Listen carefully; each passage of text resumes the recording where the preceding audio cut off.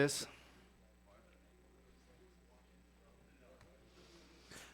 All right. Okay, so I'm going to ask, how many people did homework this week? How many people read ahead? How many people watched 300? I'm just kidding. so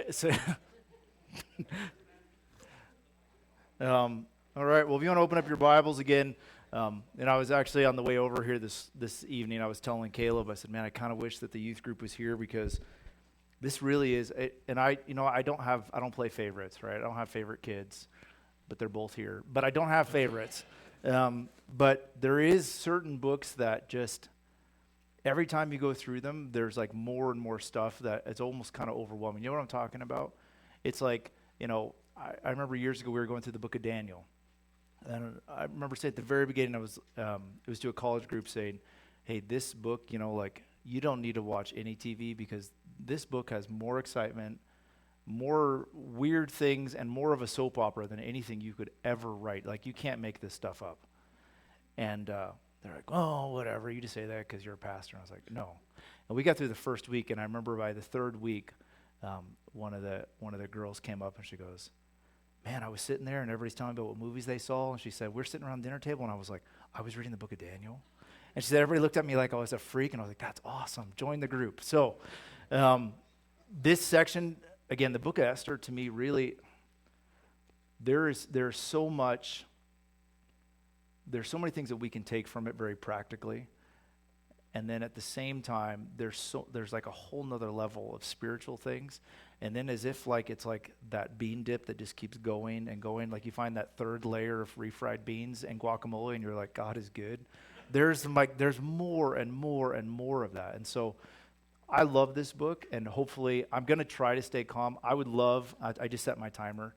I would love to get at least through chapter 2 and maybe even chapter 3. That's a little bit optimistic, but I would love to get through part of it just because there's so much that I really want us to be able to pull through. So Esther chapter 2, again, that's kind of where we left off. Last week we saw 2 of the 5 main characters. Ahasuerus, who again is the King Xerxes, and also to Vashti, who is his wife. So if you weren't here last week, I'll give you sort of the quick backdrop because it does we kind of have to keep pulling through. This is like, to be continued, and you're showing up, and all of a sudden, I always think of it like the Mexican soap opera, and I don't know why, maybe because I'm part Mexican. But like you show up. Did anybody watch the Mexican soap opera, or is this just an illustration just for me? All right, well, you're learning culture tonight, guys, okay? Like, it always starts with like a shocker, and that's how they end and begin every single episode. And so this is like one of those, like, what? Who's your father? And then it starts. So that's kind of like where we're at right now. So there is a lot of that. Man, I had a lot of caffeine tonight. I'm trying to calm down. But so again, Xerxes, Ahasuerus, again, he is the most powerful king. He's in the Persian Empire, which is the biggest empire at that time.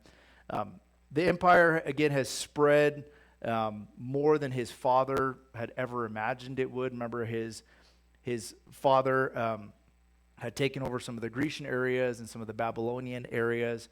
Historians, again, they're amazed because we read from India to Ethiopia or from North Africa. It is more than you and I can imagine for how huge and how big this empire was.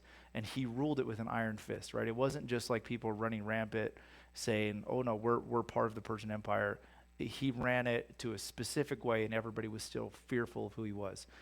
He comes on the throne. Again, he's a force to be reckoned with. He's powerful. Not only that, but he is, from history, he is taller, stronger, more handsome, more forceful than any other king around. He's a forceful sort of person. I know, like, we think of, if anybody saw the movie, because I Googled it the other week after talking to people about it, because I've never seen it, they show him with, like, head shaved and, like, face shaved. That's baloney, okay? That's not history. He was known to have a huge, monstrous, massive, manly beard, right? And so he was a huge, tall guy. He had this huge, huge beard, and he did have jewelry everywhere. But he was a massive sort of man. Like when you see somebody and they sort of just take you back. I have a cousin who's 6'8", and if you've ever stood next to somebody who's 6'8" when you're 5'10", right? with heels. No, I'm just kidding. So like, but when you're just like, and we would play basketball at my parents' house, and he's 2 years older than me, and I just remember even at that, like we were in 6th or 7th grade, he could touch, like he didn't ever have to jump to like dunk, and it was embarrassing. Like when somebody's that massive, and he would come into, I remember when we were kids, I was bullied I was always a kid that was moving, and I remember being bullied one time, and I remember saying like, hey, see that kid over there? And like, oh, the big kid? I was like, that's my cousin. And I would call him over, hey, Nicholas, and the second he would stand next to all of us, like everybody was just in shock because it was just that massive. That's kind of the type of guy that he was. And it wasn't just a physical thing, but it was also to the attributes of who he was. He's a remarkable figure, not just in personality, but also in stature. But he's eaten up by one thing. We went over this last week. Remember, he's eaten up by the fact that his father, Darius, was defeated by the Greeks. They're at Maranatha. And so he has made it his plan to always prepare and plan everything that he can conquer these Greeks again. And so that's sort of where this narrative, that's the beginning part of chapter 1, this narrative. So the first part of chapter 1, again, remember he gathers 127 provinces, and they have this huge party. He's gathering everybody together because the Persians always made decisions with everybody around, so there was never like a miscommunication. You imagine that with 127 provinces? Never miscommunication. They always knew what he wanted, and they always did it drunk. So he says, hey, I got an idea. We need to go to war. This has been eating me up for years and years, so what we need to do is we need to have a 6-month party so we can plan this war. And then as if that's not enough to have 6 months of a drunken party, he says, you know what, let's add on 7 more days, and we'll invite everybody else who couldn't make it. At the end of that then, as they're there in the palace, again, in Shushan, the winter palace, they have expense and opulence to an excess that, again, hard for us to imagine any sort of table that big, preparing that level, we can't imagine. After 6 months of drinking and an extra 7 days, they get this idea at the very end. And again, the flannel graph is sort of thrown out the window for this one because, like, in my mind, they're all hiccuping and cheering nonstop because, I mean, man, 6 months of drinking, that's gross, right? And they're there, and Xerxes says, I got a great idea. Let's get Vashti, my wife, to come out and dance for us. And the guys are like, yeah, sounds fantastic. And so that's kind of, again, how this comes up. He says, he sends out his eunuchs to go to her. She's having her own little party, right? So they're having their vodka in teacups or whatever. So they're having their own little party. She says, no, I'm not going to do that. She has enough self-respect to say, I'm not going to go dance for a bunch of drunken bros out here. It's not the way it's going to happen. The eunuchs come back, and they sort of probably whisper it. You're like, hey, where's Vashti? She said she's not coming. Kind of tiptoeing around it. And all of a sudden, he's angry, right? This wrath is boiling up in him. He's drunk. He's got all of his friends there. And then we have one friend, again, come up because, again, she didn't want to parade herself like property. She didn't want to come around. And she knew what was going to happen. There's no place when you deal with somebody with that kind of immeasurable, immense power, you know what's going to happen. But she didn't want to do that. She knew that he was violent.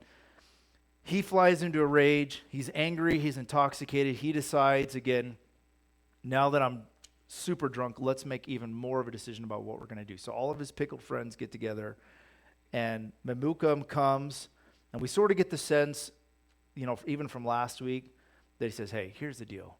Like, you're the king. If your wife doesn't listen to you, then why would our wives even listen to us? It's going to get really bad for us if you don't do something. Plus the fact we're trying to plan a war right now, and if we plan a war, who's going to come to war with us and join us if they were like, yeah, Xerxes is a tough guy, but don't mess with his wife? Well, what are we supposed to do? And he says, well, this is what we should do. We should just replace her and get rid of her. Let's pass a law, and all the wives have to listen to their husbands, and that's the law. That's always going to be the law forever. And they passed this law, and again, the law of the Medes and the Persians was you couldn't backtrack, you couldn't rewrite it, you couldn't, absolve it. A law was always going to be a law. We see some of that in the book of Daniel. So Vashti's there. She's sort of kicked to the curb, so he takes away her chariots and credit cards or whatever the case is. She's gone. That's the very end of chapter 1. Xerxes sends out word to his entire kingdom in every language and every place that there could be this certain decree. And between, again, chapter 1 and chapter 2, we have the span of 4 years. So from 481 BC to 479 BC, we have this, and there's a lot of these in between chapters. I know we read like chapter 2 and we think it's the next day. There's a span here in between time. In that slot of time, that's where you have your movie, right? That's where Hollywood, the movie. That's where you have this movie of exactly what happens. He heads to Greece during this time in between where he's sort of said, hey, Vashti, you're not my queen anymore. He takes his army and his navy, which again, historians tell us his army and his navy were like 1 million people. Now, whether or not that's true or that's an embellishment, it still was more people than all the Grecian armies had ever seen before in one place. So imagine what that's like. Again, we have just over 1 million people in our state. Imagine if we all gathered together to go to war, right? Don't get any ideas, but all getting together. So like, I know some of you are rising up. Calm down. So imagine again what the state of that army and what that would take. There's a lot going on. They're there in Greece. The Greeks are so overwhelmed by the force. Again, they come back to Thermopylae. So they come back to Thermopylae. That's where Leonidas is there. You know, the Spartan king, one of the 2 Spartan kings with his 300. They face him. They're not the only ones. You know, there's 300 Thebians that are there. There's 700 Thespians, not actors, but the place of Thespia. So they're there. So they're the 300 that are there are the main choking point there in Thermopylae. They're there. They get booted. You know, they're wiped out. When Xerxes is done killing the Spartans, I mean, he abuses Leonidas' body. I mean, he mutilates it in front of everybody and abuses it even after he's dead. I mean, some of the stuff, I'll leave it to you to read, but it's just gross. From that point, then he pushes on towards Athens because now he's going to wipe out all of Greece. The Athenians are stronger and a little bit smarter, right? They're the ones that come up. They have a navy, Themistocles, and this is too much history for some people. Man, this is good stuff, guys. So Themistocles is there. He started a navy, which is interesting because up till that point, Athens had said, what's the point of a navy? That's stupid. And he starts kind of hiding money away for a navy, which is the only reason why Greece actually was sustained, was because they had a huge, immense, powerful, well-working navy. They come to that area. They defeat Xerxes there. And then, again, Xerxes is afraid that they're going to circle back around. So he says, I'm going to leave a couple people here. Let's go back. And he pushes back, and then his navy is completely wiped out. So he goes back then to Persia, basically having one victory, but losing completely. So he's planned this. He is the most powerful man. He's been beat by people that he thinks are dogs and pigs with a small navy, but that will run much better, and he's defeated and deflated. So he's angry. And that's kind of where chapter 2 sort of picks up again. There's a 4-year period there. What's remarkable to me, and this is the thing, I thought about this this afternoon. What's remarkable to me is, you know, we read the story about the 300 and Themistocles and Leonidas and, Thermopylae, and we're like, wow, it's such a great story. But here's the thing. All of that happened, and because all of that is related to the book of Esther. Like, all of that was going on so that we could get to chapter 2. Because if that hadn't happened, we wouldn't be able to read chapter 2 the way we're able to read it, where he's going to say he's deflated, he's lonely, he's angry, he's upset, he feels like the whole world's against him, and he says, what am I doing? And we know from historians, right after he came back from that battle where he was defeated, that he started indulging himself more and more to kind of fill this void, because his whole life was, I'm going to defeat these guys, and I'm going to redeem our country, and I'm going to do this for my father, and then he loses. The most powerful army loses. And nobody wants to bring it up, but everybody knows about it, right? Everybody's whispering. It's like, I remember years ago when Michael Phelps lost a race, right? And he was like unstoppable. And people were like, how'd that happen? That, like, we already put his name in the trophy. Like, how does that happen? People were already saying Xerxes is going to take over Greece, and they didn't know what to do. But all of that is happening so we could get to chapter 2. And again, it's kind of the same exact way, God had told Nebuchadnezzar and Daniel that all these nations would come, that Persia would come, it would lose power, and then continuing on again. Nothing to do with military prowess, all to do with God's providence. Everything. And that is a good word, and we're going to look at some of that because I think it's really important for us in the times that we live to understand that God is always working. Well, why does God allow this certain thing? You know, why did God allow these people to be wiped out in a certain way? Well, God was preparing chapter 2. That's why. And if it hadn't happened that way, we wouldn't have this. So they're back in Shushan in the winter palace. He's lost the battle. He's sort of stewing over it. Oh, man, we're not going to get to chapter 3, guys. I just nerd out with history. Like for a kid that slept during her history class, but this is awesome to me. So it says, after these things, then the wrath of the king. Now, I'm just going to call him Xerxes because it makes it easier for everybody and easier for me to pronounce, okay? After these things, when the wrath of King Xerxes subsided, he remembered Vashti. Again, that's his queen, one of his many wives, but she was the queen. She's kind of the head of all the ladies.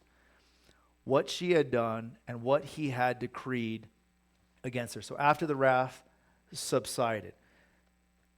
It's not telling us if it was subsiding because of his defeat with the Greeks, or maybe it was about Vashti. But what's interesting is the word subsided is the same word that's used in Genesis 18 where it's talking about, or Genesis 8 where it's talking about the floods, that, you know, the water slowly receded back or subsided back away. So he's sitting here for a while thinking about this. And it begins, and if you ever had something or you acted out in some way and you've done something, especially if you've had peer pressure or the bros or the sisters around you, right? And then you start thinking about it and you're like, what a bonehead. I can't believe. And he's alone and he's depressed. He's been a guy that's been having this cookover for a long time now. He's beginning to cool off. He remembers Vashti, and again, we're not sure if that's a negative way or a positive way, but he's remembering everything that's happened. And it says, and the king's servants, verse 2, who attended him said, let beautiful young virgins be sought out for the king, and let the king appoint officers in the provinces of his kingdom that they might gather all the beautiful young virgins to Shushan, the citadel, into the women's quarters under the custody of Haggai, the king's eunuch. He was the head eunuch, a custodian of the women, and let the beauty preparations be given them. Then let the young women who please the king be queen instead of Vashti. This thing pleased the king, and he did so. So these guys come around the king. He's remembering Vashti, right? He's already an alcoholic and a drunk, and crazy. So how much worse is this time? He's starting to remember the last thing that they want is for her to go back into power. And I want to explain this because, again, this is like such a sad soap opera, but he's booted her out. She's still there. She's still part of the court. But now she's stewing too, right? Because for the last 4 years, she's had to deal with this. And he starts to remember her. And he's like, man, remember Vashti? And and then all of a sudden the guys are like, now these are the same guys that have just said what in the chapter before? Get rid of her. Now they don't want her back in power. Why, church? Because all of a sudden, I mean, you don't scorn a woman more than once, right? Especially somebody that powerful. So they're saying, hey, you know what? Hey, we know you miss her. We got a better idea. Let's not put her back in power. Let's just get somebody else. That seems like it would make way more sense. Because I'm thinking that she's going to get back into power, and she's like, hey, where's this Mamukum guy? Where's this guy that said that you need to get rid of me? So they start this. They say, hey, we have this great idea. They say, let's go out throughout the whole empire. And again, that's the whole empire. That's from India all the way to North Africa. It's not just Persia itself. This is all of Persia. And they say, hey, bring him to Haggai. He's the king's, sort of head eunuch there. Let him get all gussied up and prepared. And whichever one you like best will be then the queen. And they say, sounds like a good idea, right? And he goes, why didn't I think about this? Why didn't I think about doing this? Now, this was not a Miss Universe pageant, okay? I want you to understand that. Because understand these are young ladies and families that are involved here that have no other option. So it wasn't like they were vetting to become queen. They're being ripped away and taken away from their families, maybe from courted husbands, from everything that's going on, everything that they know. They have no option So there's heartache here of not just the girls, but parents and maybe suitors and all of that. Each night, what they're saying here, each night he would take a new young virgin with him. They would be intimate. And if she pleased him, then Haggai would take note of that. And then he would go back later and say, okay, which of these ladies do I want to be queen? It was a messed up system. So don't be thinking that they're like, okay, well, this is, the talent show of the pageant. It's nothing like that at all. It's what's going on here. He's building a harem. Most of these women would be intimate with the king and then never see him ever again. So it was a lonely place to be at the same time. Verse 5 says, in Shushan the citadel, there was a certain Jew whose name was Mordecai, the son of Jair, the son of Shimei, the son of Kish, a Benjamite. And Kish had been carried away from Jerusalem when the captives who had been captivated by Jehoiakim, king of Judah, whom Nebuchadnezzar, the king of Babylon, carried away. So he's in this palace. In this palace, we have this guy, Mordecai. We find out in verse 19, which we'll at least get through chapter 2, that he sits at the king's gate. So he has some type of position, right? You didn't sit at the king's gate unless you had a position. We don't know if this is later because Esther is queen or because he already had a place. Whatever the point is, he's there. His name is Mordecai. What's interesting is Mordecai is a Babylonian name, right? They don't know he's a Jew. Mordecai is a derivative from Marduk, which is one of the head gods in Babylon. So his name literally is like Little Marduk, which is interesting because Esther, I know we talked about her name means star or star is born, but it literally is a derivative of the star of Ishtar. So you have Ishtar here, right, another pagan god, and you have Marduk. So obviously nobody knows that they're Jews at all. Some people want to say that he's, because it says here that his family was carried away. He was one of that was carried away. It's saying that his father and great-grandfather, or his grandfather were carried away, because if you do the math, then Mordecai's like 114 and Esther's 80. And I'm sorry, at 80 years old, you're not winning any beauty pageants, okay? Like, that's not the way it's going to work. So, unless you're Sarah, and then I still don't understand that story. But it's speaking here about Kish, his father. It's the same family that King Saul was from. Benjamite, they were carried away here. So he's there in the palace. They don't know there's Jewish, right? His family sort of settled in here. They didn't go back for whatever reason with Joshua and Zerubbabel and Ezra, because remember, this book takes place between chapter 6 and chapter 7 of the book of Ezra. So this is during the same period there. He's a man, again, who stays there, and you sort of wonder, why did he stay there? But we don't have a reason why. Maybe he was just comfortable with it. It says, verse 7, then Mordecai had brought up Hadassah, that is Esther, his uncle's daughter, for she had neither father nor mother, and she was a young woman who was lovely and beautiful. When her father and mother died, Mordecai took her as his daughter. So it's his cousin. He brings her up. Her Hebrew name is Hadassah, which again means myrtle or myrtle tree. Some people will say her name was Esther, because if you've ever seen a myrtle flower, it kind of does look like a star. Anybody know what I'm talking about? Nobody's taken botany in school? Okay, well, hey. So you're learning something here, guys, okay? So the flower of a myrtle tree looks like a star, and so her name, again, becoming Esther, maybe that's part of it. But her name is Ishtar, which again is one of the major deities. It says that she was lovely and beautiful. Remember, the Holy Spirit tells us that Vashti was beautiful to behold, but there's something different about Esther. And we're going to see her is because she's not trying to impress anybody, because there's something in her countenance. There's a loveliness that's there. And there's this incredible bond between them, not only because they're cousins, but also, too, there's a deep connection because when her parents were taken away, whatever the case is, we don't know the story of their death, he took over in that role. So he's raised her. And the same, we'll see it all throughout. There's a great respect that she has for what Mordecai says. Even when she's queen, Mordecai says, I think you should do this. And she says, okay. There's this great respect. And I want you to notice this. She's an orphan, okay? So somewhere in the process of what's going on here, her parents have been stripped away. There's no evidence at all that she's bitter. That's a huge thing to deal with. If you've ever, my dad passed away. My dad went to be with the Lord 7 years ago now. And there's still there's still times where I'm like, I just can't even, I don't want to think about it at all because it seems like it's too hard. And I was in my 30s.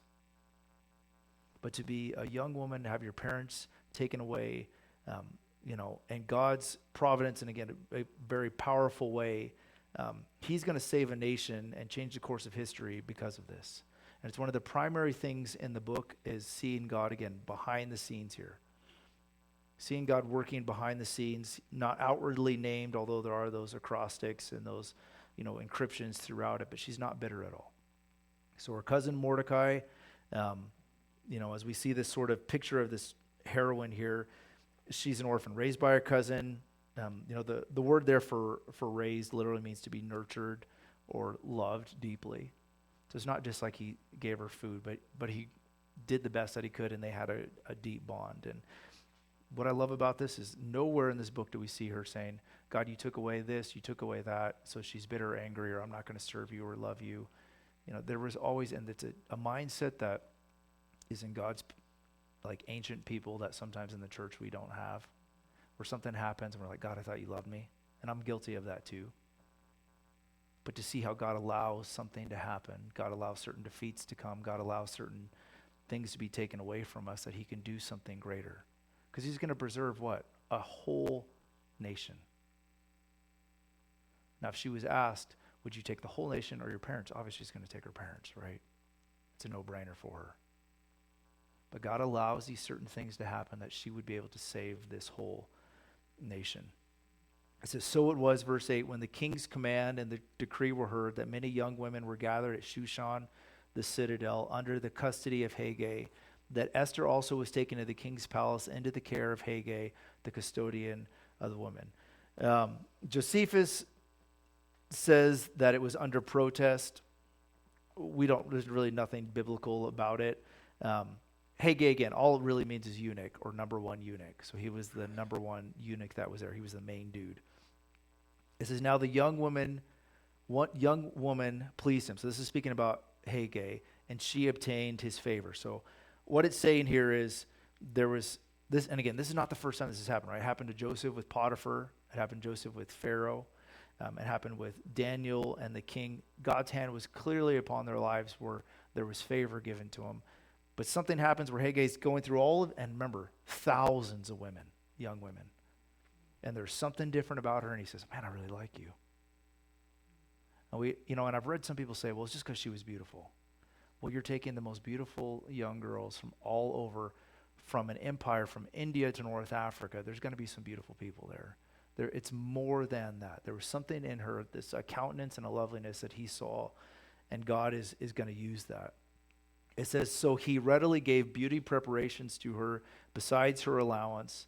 Then 7 choice maidservants were provided for her for the king's palace, and he moved her and her maidservants to the best place of the house of women. So again, he sort of gives her a guard. It's interesting. You read about the harems, the guards of the harem, and we think it's to keep people out or to keep people in. It really was to stop all of the fighting between the women in the harem. I mean, people have not changed at all, right? I mean, they're trying to look as beautiful as they can. And again, remember, these ladies, they've had everything taken away from them. Not only that, they're very lonely, and there was fighting all the time.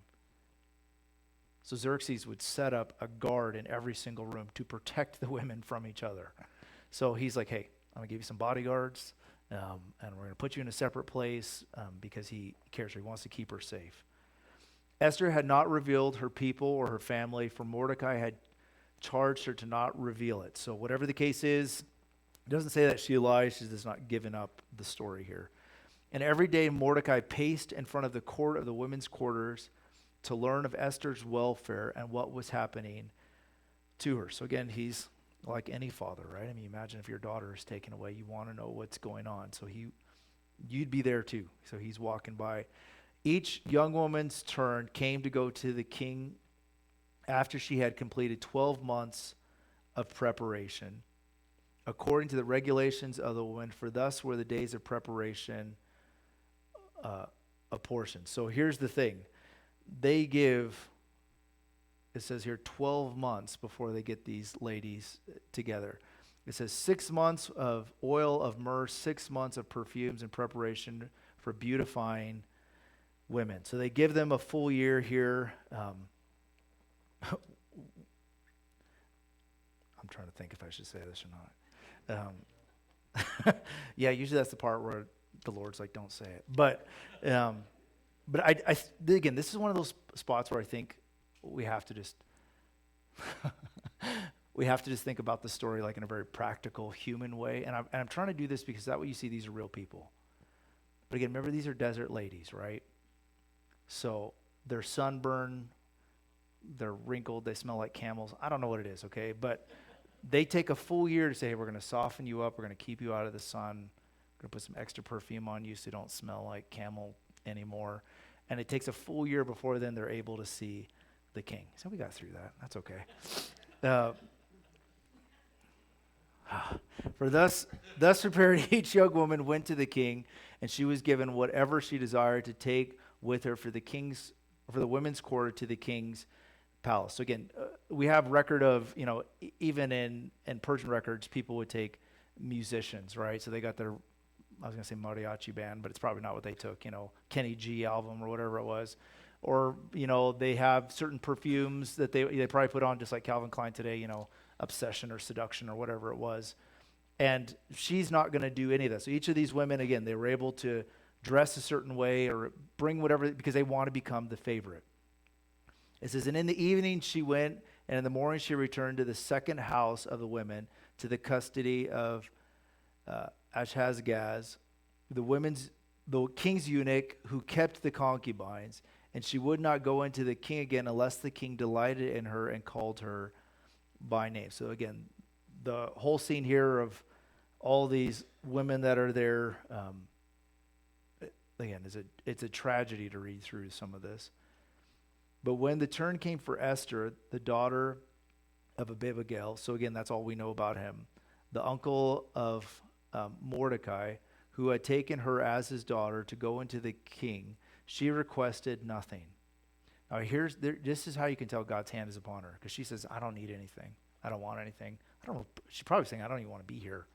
So I don't really care if he likes me or not. I don't mind smelling like camel. Like maybe she's getting some milk and camel. I don't know what she was doing. Sorry. Don't drink caffeine before you teach the Bible, okay, guys? It's not good for you. But it said, but what Haggai, the king's eunuch, the custodian of the women, advised, and Esther obtained favor in the sight of all who saw her. This is literally what it says. Is he goes in and she says, I don't really want to, I don't need the violin players. Definitely don't need any Kenny G. I don't want any perfume. I don't want this or that. And Haggai says, this is what the king likes. So let me just give this to you. He's trying to look out for her. Yes, there's probably some of this where he doesn't want to disappoint the king. That at the same time, he cares enough for her that he is giving all that he can for her. She obtains, again, favor. What it's going to say here, it's going to say that we're going to find out here soon that it says that Xerxes, the king, loved her. Now, some of your translations might say the king was attracted to her. That's a terrible translation because it's not what it says. Clearly in the language, there's love here. And Proverbs tells us that, the Lord holds the king's heart. Of all of these certain women that are there, there's something about her, and I think there's maybe something refreshing because she has no agenda, doesn't really want to be queen. She's not trying to pretend. I mean, when you're that powerful, you probably have people nonstop trying to butter you up, right? I've never been in a place like that, but if you ever have been in that place, right, where everybody wants to be your friend because you have power and prestige and money and everything else, and she comes in and it's just normal, and God uses that. So Esther was taken to the king into his royal palace in the 10th month, which is in the month of Tebar. So this is 478 BC. This is like our December and January. So right about this time, that's why we have Purim coming up, in the 7th year of his reign. So if you remember back, is the 7th year of his reign, chapter 1, verse 3, in the 3rd year. So there's been 4 years that have passed up into this point. He came back in September of that year, and now he's had this whole time now to sort of sit and stew with this. And no doubt, again, it's probably refreshing, you know, to have her there. He's been dealing with fighting with Vashti, fighting with men, fighting with Greeks and loss and everything else. And here comes this woman who's not just beautiful on the outside, but it's her spirit that really attracts him.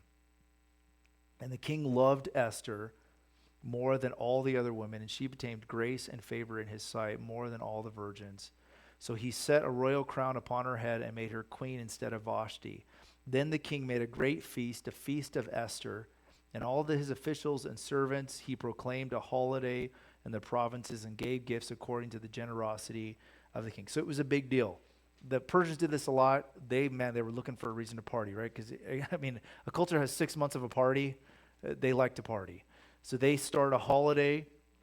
During that holiday, there was no war, there was feasting, there was no taxes, so the people loved this.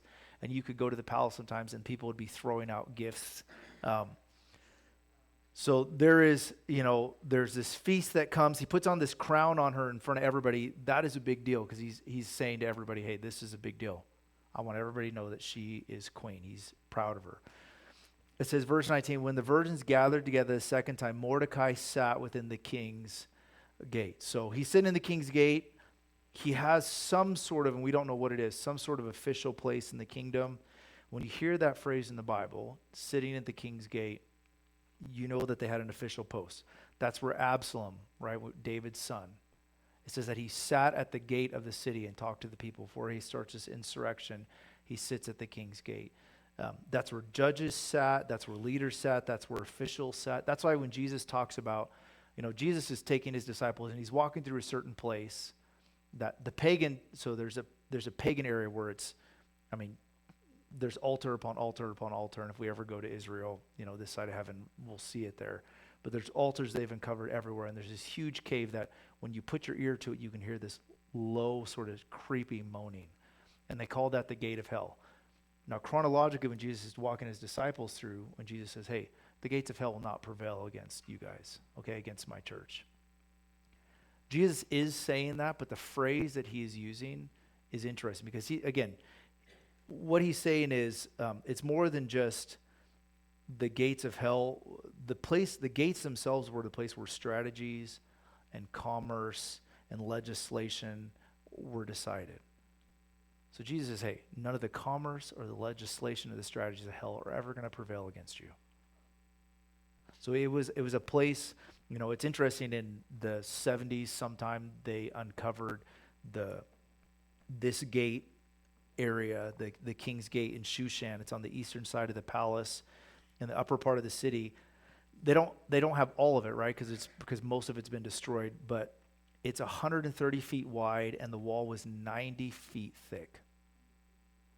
I mean, it was a huge, massive, because I know I say wall, you guys are like, oh, 2 feet. No, I mean, 90 feet thick, 130 feet wide. We don't know how big it was, right? Because the top of it's taken off. This is the foundation. And there'd be these little rooms or cubbies where you would go, like, Mark and I have a problem. We'd go to the gate and we'd say, okay, we need you to solve this problem for us. Because it was where strategies and legislation and business were dealt with.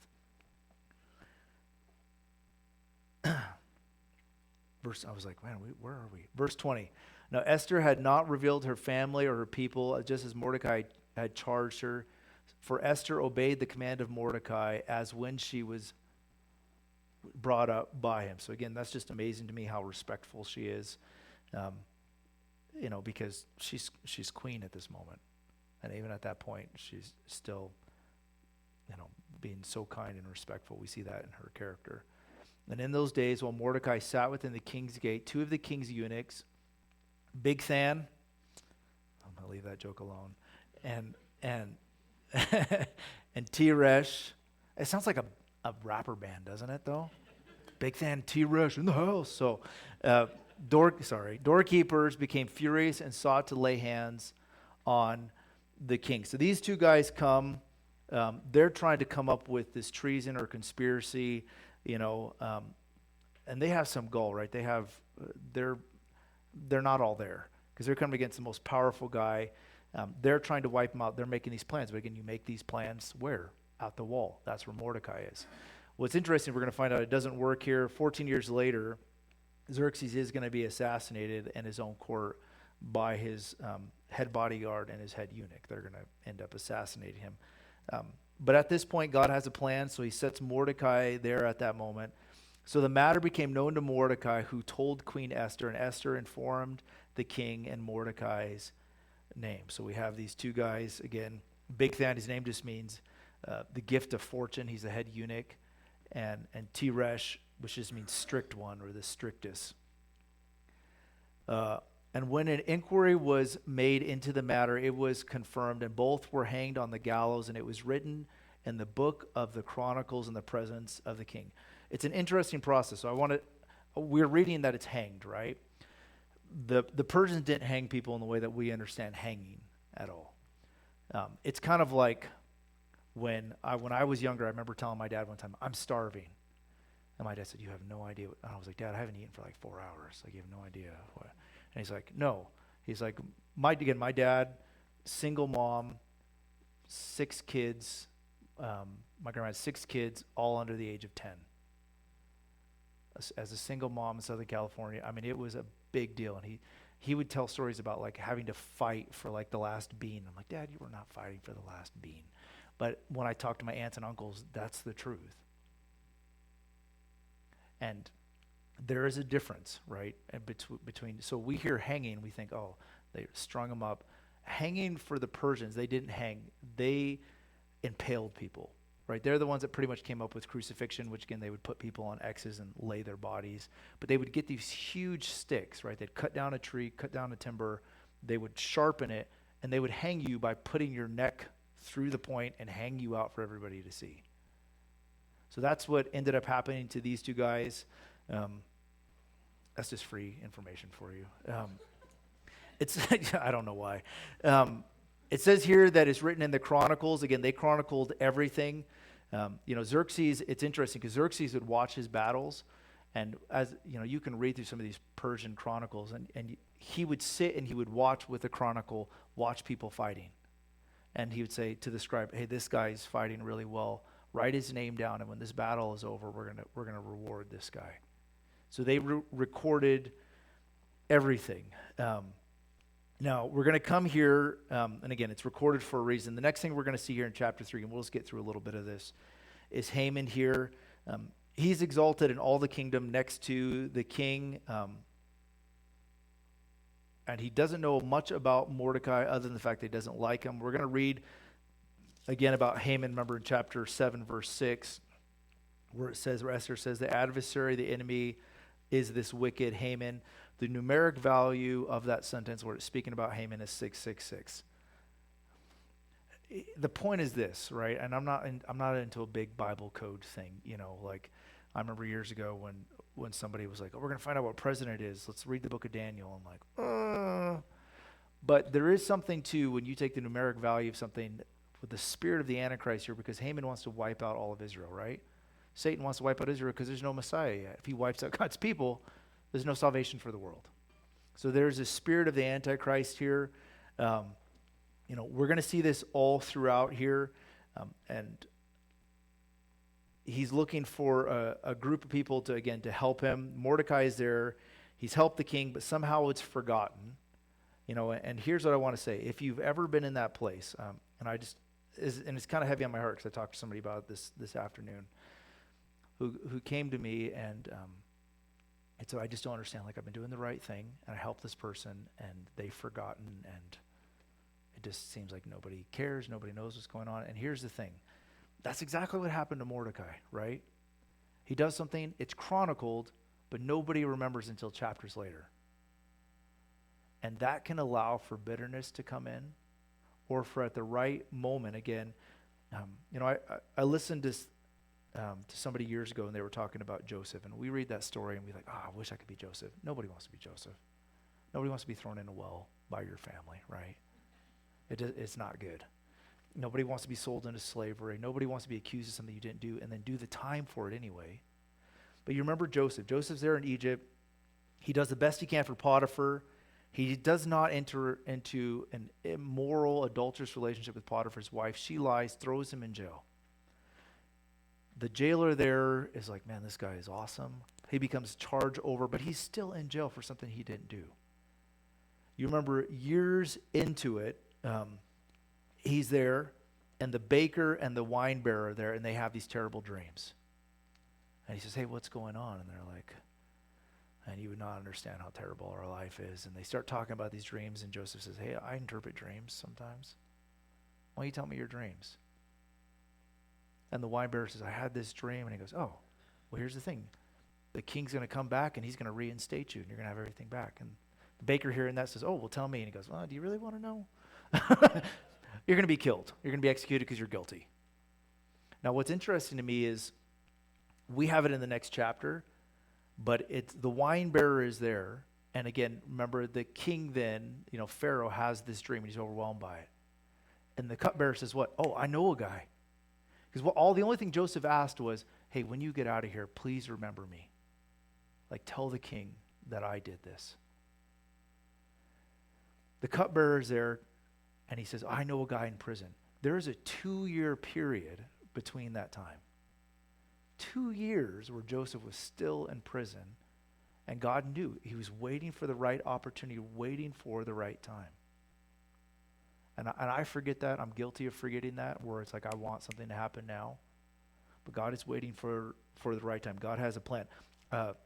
In my Bible right here, I have divine amnesia. That's kind of what happens, right? And sometimes God allows divine amnesia to happen so that it's the perfect time for somebody to be able to come in place. And that's what happens here. So a little while later, let's get to the first couple. Oh, we got 4 minutes. We can do this. First couple verses. It says, after these things, the king promoted Haman, the son of Hammedatha, the Agagite, and advanced him and set his seat above all the princes who were with him. Being an Agagite means this. Agag was the king of the Amalekites. So he was an Amalekite. If you know anything, and we'll go through some of this next week, you read through Exodus, when Israel was coming through Egypt, they were coming through the wilderness. They were the ones that it said the Amalekites came and they took off the stragglers, the weak, and the old, and they wiped them out. And so they're perpetual enemies of Israel. God tells King Saul, wipe out the Amalekites. And again, remember, King Saul doesn't do it, and the prophet comes in. He's like, what's this bleating of the sheep that I hear and all this stuff going on? What's interesting is this. First of all, King Saul is killed by an Amalekite. So him not following what God had said brought his own death. The other side of that is interesting because when God asked Saul to do that is 600 years before this. So imagine if they had wiped out all of the Amalekites, that we wouldn't have this problem here. So again, don't always, and I'm guilty of that again, where it's like, well, I'm thinking about me and my generation, what's happening now. Sometimes God is thinking 600 years ahead of what's going to happen. So Haman is here. God had already set the table, 600 years before all of this stuff sort of happened. And it says, and the king's servants who were with him in the king's gate bowed and paid homage to Haman, so that the king had commanded concerning him, but Mordecai would not bow or pay homage. Then the king's servants who were within the king's gate said to Mordecai, why do you transgress the king's command? So again, most likely they're asking because they're like, hey, what's the deal? How come you're not willing to do this? Now it happened when they spoke to him daily. So daily they're coming up and they're like, hey, what's the deal, man? Like everybody else has to do this. Why are you not doing this? Oh, we're not going to get through this. We're going to have to leave you on a cliffhanger, right? To be continued. He would not listen to them, and he told it to Haman to see whether Mordecai's words would stand, for Mordecai told them that he was a Jew. When Haman saw that Mordecai did not bow or pay him homage, Haman was filled with wrath, but he disdained to lay hands on Mordecai alone, for he had told him of the people of Mordecai. Instead, Haman sought to destroy all the Jews who were throughout the whole kingdom of King Ahasuerus, the people of Mordecai. Okay. We're going to try to sum this up in 2 minutes here. What happens is these guys come. They're paying homage to Haman. Mordecai's not doing it. After a while, they're like, hey, what's the big deal? How come you're not doing this? And we don't know what Mordecai said. Maybe he said, hey, I don't like this guy. I'm not going to do it. Maybe he said, I'm a Jew and I can't bow before anybody else. We don't know what the case is. Maybe he said, hey, that guy Haman's an Amalekite. He's like an enemy of my people. There's no way I would rather spit on him than bow. We don't have the story. Whatever the case is, these guys go and they sort of rat him out. And Haman says this, which is interesting. This is where we see the spirit of the Antichrist here. Because he says, I'm not going to just wipe out Mordecai. I'm going to wipe out all of God's people. And what is amazing, and we'll look at that next week, is this. There's a scholar I read years ago, and he had said that, he said, Israel has been to every funeral of any enemy that's tried to wipe them out. What's interesting, you can walk through Israel today, and you can see Grecian ruins, you can see Roman ruins, you can see Persian ruins, of all the people that tried to enslave and wipe out Israel, and God was still faithful. As we go through this, again, God's name is not mentioned, but God is always working. What about the time where I've done something for the Lord and there's divine amnesia? Don't worry, God is preparing something for the perfect time. Okay? So now you're stuck. You have to come back next week to hear the rest of the story, okay? So read through chapter 3. We'll pick up chapter 3. We'll try to do chapter 3 and chapter 4 next week, maybe. But let's pray, and then we'll get you guys out of here this evening. So, Lord, thank you again for your word. Thank you again for the time we have been able to walk through it. I thank you so much for just being very real and very practical to us. And I know there's so many different aspects of this where it comes to not allowing bitterness to take seed in our lives, Lord, and the things that we don't understand, or maybe the circumstances where we feel like we've been cheated in life, and yet you're using those things to save not just a person, Lord, or a generation, but a whole nation. Lord, for some of us that are like Mordecai, that have done the right thing, and yet it feels like nobody cares, nobody knows, you're preparing a certain thing.